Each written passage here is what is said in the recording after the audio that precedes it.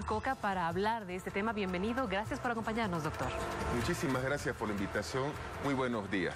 Doctor, en la Constitución está muy claro, en caso de que haya una censura, se tiene que destituir a la autoridad, en este caso al ministro, como es el caso de Fernando López. Así es, la ley fundamental en su artículo 158, parágrafo 1, numeral 18, es claro.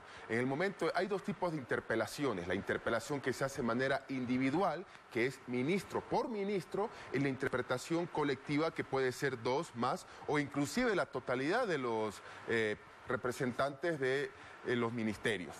Y resulta que la figura que tenemos es que ha habido una interpelación a un ministro, interpelación individual. Esto ha generado que por 2/3 del órgano legislativo que maneja el movimiento al socialismo se proceda a lo que es la censura. Y por mandato constitucional, la censura equivale a que sea destituido del cargo. Y aquí es donde empiezan los tecnicismos legales. ¿Por qué? Porque la Asamblea como tal no destituye un ministro. Esto es una primera figura que hay que aclarar. Quien destituye al ministro por mandato legal es quien lo ha puesto en el cargo, es decir, el origen de la designación va a ser el origen de la destitución, tal como sucedió ayer con lo que ha sido la decisión de la presidenta Yanine Áñez, a raíz de una petición de la Asamblea Legislativa precisamente por la censura que se ha dado. ¿Había algún vacío en la norma, tomando en cuenta que solamente es un punto que se toca en la Constitución Política del Estado respecto a las censuras y las destituciones? La Asamblea Legislativa tiene su reglamento general. El reglamento general, por si acaso, para aquellas personas que no lo conocen, es como se dice la guía básica de lo que tiene que obrar un legislador. Y en el tema de las interpelaciones, que es uno de los roles, por si acaso, entre varios, que es uno de los roles, por si acaso, entre varios, de lo que es la fiscalización y el rol del legislador, copia textualmente lo que establece la Constitución Política del Estado.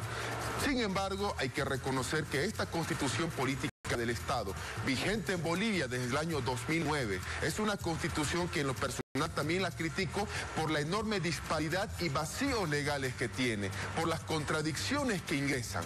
Uno de los vacíos legales y que puede permitir un verdadero enfrentamiento, como era antes de Evo Morales, jurídico y político entre órgano legislativo y ejecutivo, es ¿qué se puede hacer con el ministro destituido? La respuesta es sencilla. La actual Constitución, elaborada por el movimiento al socialismo, tiene el vacío legal de que una vez que una persona sea, y atención con esto, destituida, no establece el texto constitucional en ninguno de sus articulados, en ninguno de sus 411 artículos, que esa persona tiene un veto o una prohibición de volver a ser ministro, o en su defecto no dice por cuánto tiempo no puede ser ministro otra vez de esa cartera de Estado o de otras carteras de Estado. Es decir, es uno de los vacíos legales que tiene esa Constitución. Que por supuesto recién nos estamos dando cuenta, claro que sí, porque en los 14 años del movimiento al socialismo han habido interpelaciones, pero los 2/3 del MAS han evitado de que exista una censura como tal a los diversos ministros que han pasado por interpelación. Y textualmente, si hablamos de lo que es la inteligencia legal, podría verse que en 6 días, en 6 meses, en 6 semanas o en 6 horas, que en 6 horas de aquí va a ser mediodía, pudiéramos hablar de que hay una nueva designación del anterior ministro destituido. ¿Por qué? Porque así es la característica de un cargo ministerial. La gente dirá, no, no es así. Claro que es así. Los únicos que tienen un mandato fijo, bueno, en Bolivia hay una excepcionalidad por el fraude de octubre, es presidente, vicepresidente y todos los legisladores.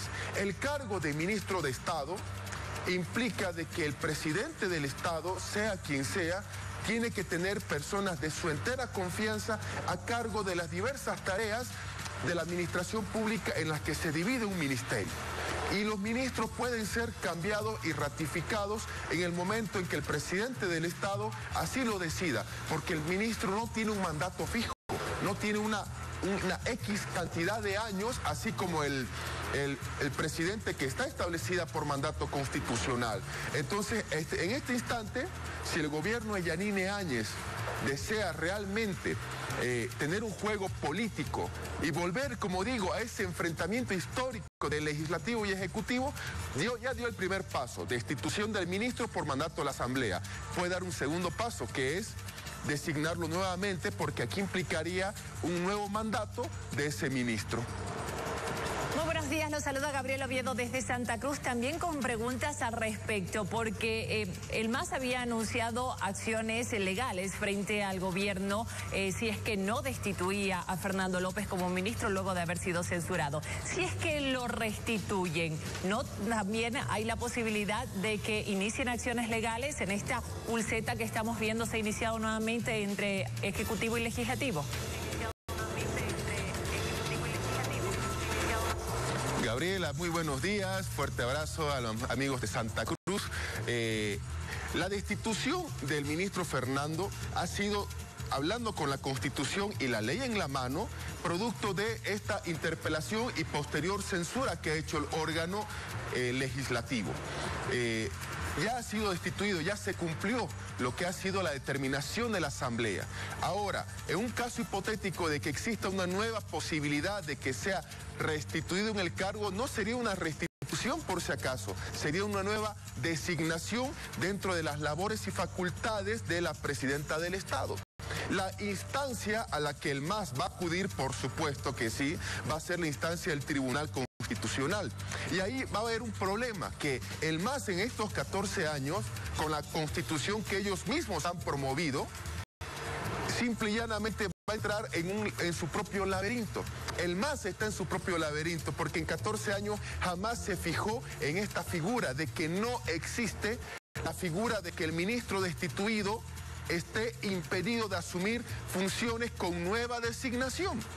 No estamos hablando otra vez de una nueva ratificación, sino una nueva designación ministerial. Y ojo, que se vienen más interpelaciones y posterior censuras de al menos 4 ministros de Estado. ¿Esto qué va a implicar?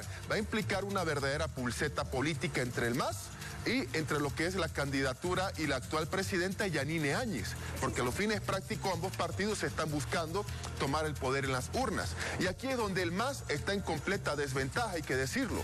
Muchos dirán, pero si el MAS tiene 2 tercios legislativos, no es así solamente. Los 2 tercios no implica de que se tienen que hacer las cosas como el MAS así lo quiere. Hay una constitución de por medio que ha sido redactada y puesta en vigencia por el propio MAS, con un montón de vacíos. Y estos vacíos el Tribunal Constitucional va a tener que pronunciarse en algún momento, y hasta que exista la fecha de pronunciamiento, el movimiento al socialismo ha caído en su propio juego y la presidenta está cumpliendo con el mandato de destituir a un ministro, pero también ella tiene la facultad constitucional de designar a una nueva persona como ministro de Estado. Entonces ahí tenemos de que el MAS está cayendo en la Constitución que ellos mismos han puesto. Como usted adelantaba hace instantes nada más, se vienen nuevas interpelaciones y probablemente nuevas censuras. Esta pulseta, ¿qué fondo tiene? ¿Qué es lo que analiza usted con respecto a esta estrategia que aparentemente está montando el MAS desde la Asamblea Legislativa Plurinacional? Al respecto, hay 2 situaciones que los bolivianos tenemos que darnos cuenta. La primera es que no existe un MAS dividido. Muchos piensan y dicen, no, el MAS está dividido, el MAS está separado, etcétera. No, es más, inclusive hasta yo publiqué en medios de prensa un artículo llamado Piensa mal y acertarás, donde yo inclusive digo de que el movimiento al socialismo juega para mostrarse a la ciudadanía y a sus rivales políticos divididos. Pero en este caso de estas interpelaciones, nosotros vemos de que la línea del movimiento al socialismo en el legislativo es una sola y de manera vertical, que las instrucciones de Eva Copa les están cumpliendo todo, pelar y censurar a todos y cada uno de los ministros. Y esto que está mostrando una cohesión interna en el movimiento al socialismo, que la ciudadanía tiene que darse cuenta de que no hay un MAS debilitado ni dividido. Y el segundo punto, el movimiento al socialismo, sin querer queriendo, le está haciendo un gran favor a la candidatura de Yanine Áñez. ¿Por qué? Porque el ministro de Defensa es uno de los más queridos y más populares a nivel de la ciudadanía. Y resulta que el movimiento al socialismo le está haciendo un favor de tantear cómo es Yanine Áñez como presidenta, porque una cosa es dar discursos, leerlos, y otra cosa completamente diferente es tomar acción frente a un órgano legislativo completamente adverso. Y aquí es donde la popularidad de Yanine Áñez puede ir en aumento gracias al movimiento al socialismo y sus acciones, porque las acciones del MAS, hay que decirlo de esta manera, en este instante no son nada constructivas, absolutamente son destructivas y de generar cierto nivel de inestabilidad en este gobierno transitorio que tiene su fecha de finalización por si acaso. Entonces esto puede generar de que ya hay una polarización en sí entre Yanine Áñez, cabeza del Ejecutivo, y el MAS, cabeza del Legislativo. Y el trasfondo, por supuesto, es político, y esto puede generar que las nuevas encuestas muestren una diferente tendencia, inclusive en apoyo a Yanine Áñez por el tema de solidaridad, porque realmente el MAS, desde el Legislativo, está dándole duro a todos los ministros de Yanine Áñez, sean populares o no estos. Le agradezco mucho, doctor, por su análisis. En 4 días se vienen varias interpelaciones y queríamos que usted esté empapado de lo que va a pasar en los siguientes días junto al doctor Paul Coca esta mañana. Buenos días y gracias. Gracias por la invitación, fuerte abrazo. Igual.